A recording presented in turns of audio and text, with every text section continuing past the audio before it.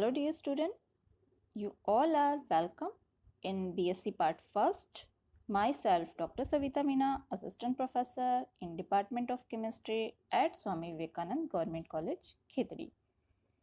तो हम स्टार्ट करेंगे inorganic chemistry which is paper first.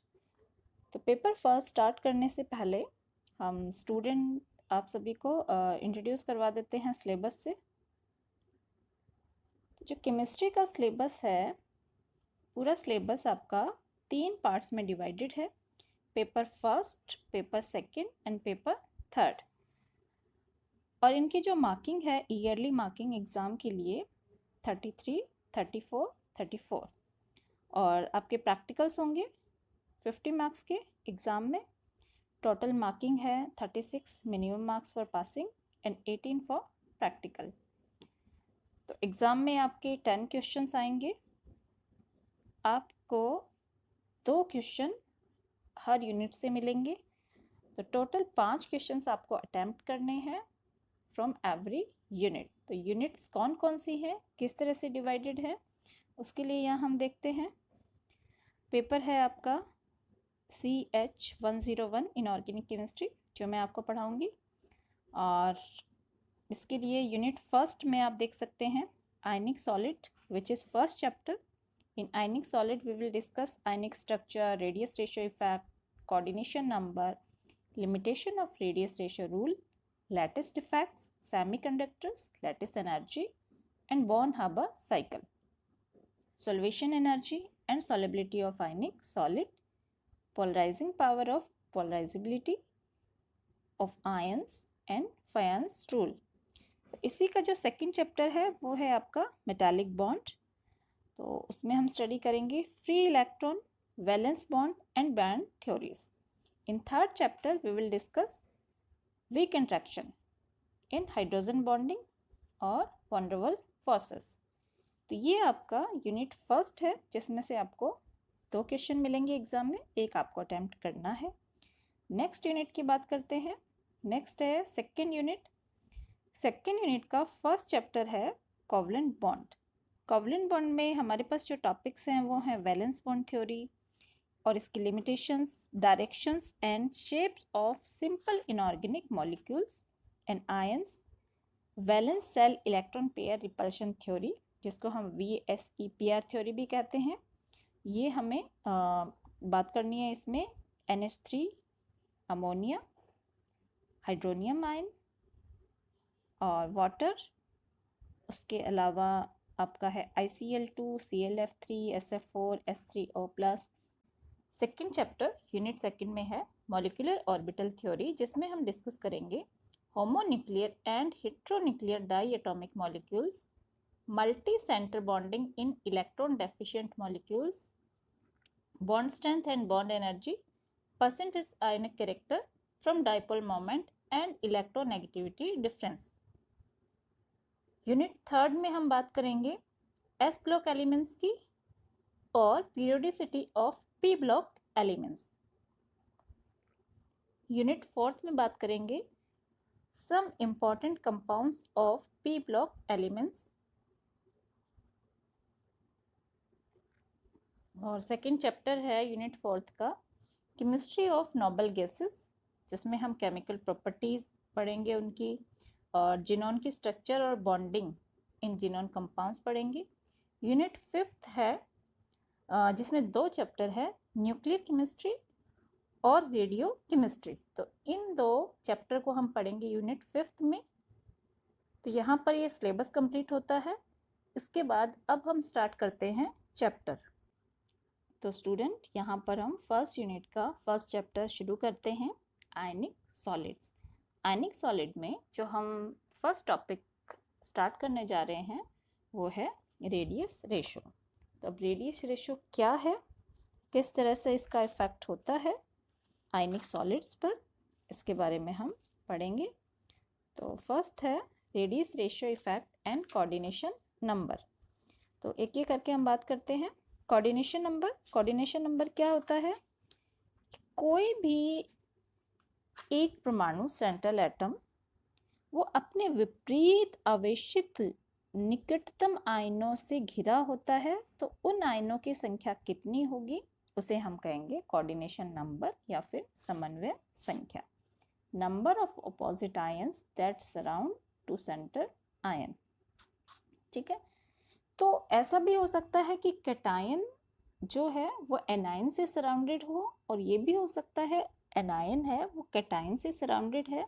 तो जो सेंट्रल आयन है वो कितने अपोजिट आयन से सराउंडेड है, उनकी संख्या को हम कहते हैं कोऑर्डिनेशन नंबर।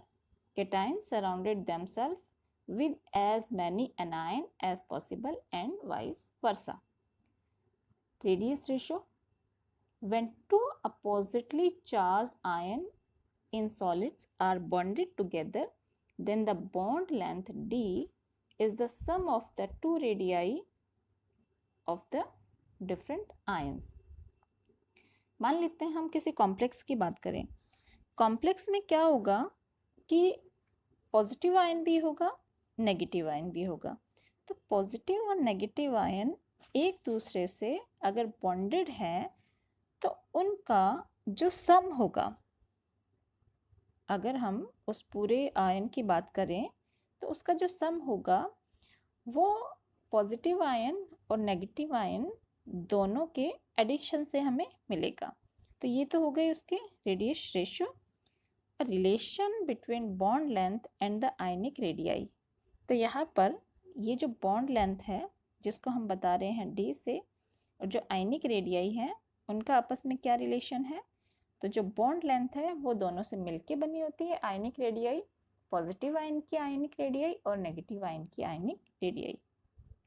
अब रेडियस रेशियो में हम बात करते हैं कि इन दोनों का जो पॉजिटिव आयन है और जो नेगेटिव आयन है इनका जो अनुपात है वो कितना है।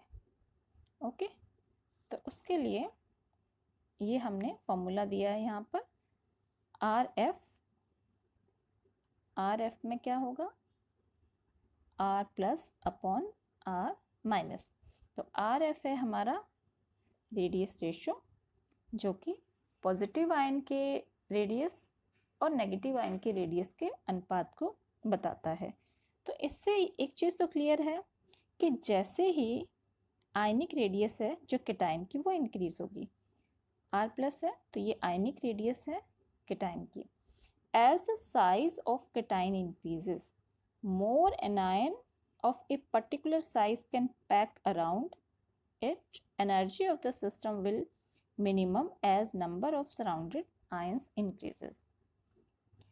तो जैसे ही साइज बढ़ेगा, हम बात कर रहे थे कि जो बॉन्ड लेंथ है वो इन दोनों का टोटल होती है, इस रेडियस का इस रेडियस का।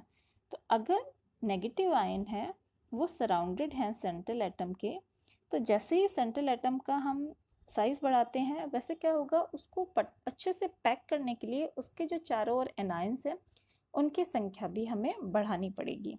उससे क्या होगा कि जो सिस्टम की एनर्जी है वो मिनिमम होगी as the number of surrounded ions increases. तो कोऑर्डिनेशन नंबर जितना ज़्यादा होगा उतना ही क्या है कि उसकी एनर्जी है वो कम होगी और जो कॉम्प्लेक्स है वो स्टेबल होगा। सिमिलर चार्ज आयन कैटायन और anion should be arrange in manner so the repulsion will be minimum. इस तरह से अरेंज होने से क्या होगा, इनमें रिपल्शन भी कम से कम होगा। तो ऐसा भी नहीं होना चाहिए कि सराउंडेड आयंस बहुत कम हो और ऐसा भी नहीं होना चाहिए बहुत ज़्यादा हो, वो एक लिमिटेड रेशियो में हो जिससे कि उनमें रिपल्शन कम से कम हो सके। लिमिटिंग रेडियस रेशियो, तो लिमिटिंग रेडियस रेशियो में हम यही बात करते हैं कि जो पूरा सिस्टम है वो हमारा स्टेबल हो, स्टेबिलिटी सबसे ज़्यादा हो। For a specific structure limiting radius ratio can be calculated which is the minimum allowable value for the ratio of ionic radii for the structure to be stable, जिसकी अब हम बात कर रहे थे। अब एग्जाम्पल के लिए हम यहाँ लेते हैं okay, here r is the radius of the cation और r negative is the radius of the anion surrounding anions। यहाँ पे हमने क्या किया, ए में हम देख सकते हैं कैटायन हमने लिया है m, जिसकी रेडियस रेशियो को हम बोलेंगे r+, और जिसके चारों ओर एनायंस हैं उनके हम रेडियस रेशियो बोल सकते हैं r-। तो फर्स्ट में क्या है कि जो केटायन का साइज़ है वो बड़ा है और एनायन का साइज़ भी बहुत बड़ा नहीं है, बहुत छोटा भी नहीं है, इसको सराउंडेड इन्होंने कर रखा है, बट अभी भी यहाँ पर स्पेस है कि और एनायंस आ सकते हैं। तो इसकी स्टेबिलिटी के लिए हम क्या करेंगे, जो हमारा केटायन है उसका साइज थोड़ा सा छोटा कर देंगे। छोटा करने से अब एनायन और केटायन एक दूसरे से इस तरह से बॉन्डेड हैं कि इनकी जो सरफेस है वो एक दूसरे को टच कर रही है, तो ये इनकी सबसे स्टेबल स्ट्रक्चर होती है। इस केस में सिस्टम की एनर्जी कम से कम होगी और इनके बीच जो रिपल्शन फोर्स है वो कम होगा। उसके बाद जैसे जैसे हमने आयन का साइज केटायन का साइज और छोटा किया, इनके बीच में गैप आना शुरू हो गया कि जो एनायंस हैं वो तो आपस में टच कर रहे हैं, बट जो केटायन है वो एनायन से टच नहीं कर रहा। उसके बाद हमने धीरे धीरे क्या किया, इसके लिए एनायंस को तो उसी शेप में रखा, उसी साइज का रखा, केटायंस को उसी साइज का रखा, और जो एनायंस है उनकी संख्या हमने कम कर दी, मतलब हमने कोऑर्डिनेशन नंबर इनका कम कर दिया। कोऑर्डिनेशन नंबर कम करने पर भी ये पूरी तरह से इसको टच नहीं कर रहा है, तो हमने एनायंस का साइज इंक्रीज कर दिया। एनायन का साइज इंक्रीज करने से ये इसको अच्छे से टच कर रहे हैं, एनायंस केटायंस एक दूसरे को, ये इसकी स्टेबल स्टेट है जहाँ पर रिपल्शन कम से कम होगा। तो दोनों ही केस में हमें क्या करना है, एनायंस का साइज भी बहुत कम नहीं करना है और केटायंस का साइज भी बहुत ज़्यादा नहीं करना है। इनका एक लिमिटिंग रेडियस रेशियो होने पर ही इन कॉम्प्लेक्सेस में स्टेबिलिटी आती है। जैसे एग्जांपल के लिए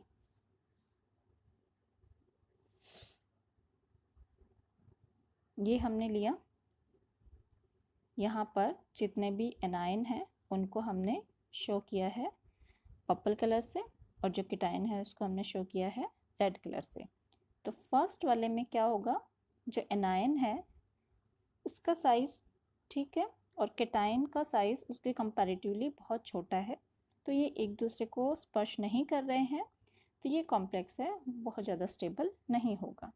धीरे धीरे हमने क्या किया, जो एनायन है उनका साइज़ वही रखा, केटायन का साइज़ इंक्रीज़ किया, इसकी वजह से अब ये एक दूसरे की अच्छे से कांटेक्ट में है, तो यहाँ पर इस कॉम्प्लेक्स की स्टेबिलिटी सबसे ज़्यादा होगी और इसके लिए एनर्जी सबसे मिनिमम होगी। उसके बाद हमने क्या किया, इस बार केटायन का साइज़ पहले कम था, इस बार हमने केटायन का साइज़ थोड़ा सा बढ़ाया। केटायन का साइज़ बढ़ाने से क्या हुआ, जो एनायंस हैं वो इसके चारों ओर सराउंडेड तो हैं, बट इसमें कुछ स्पेस अभी भी है जहाँ पर केटायन से लिगेंड टच नहीं कर रहा है, तो ये कॉम्प्लेक्स भी स्टेबल नहीं होगा।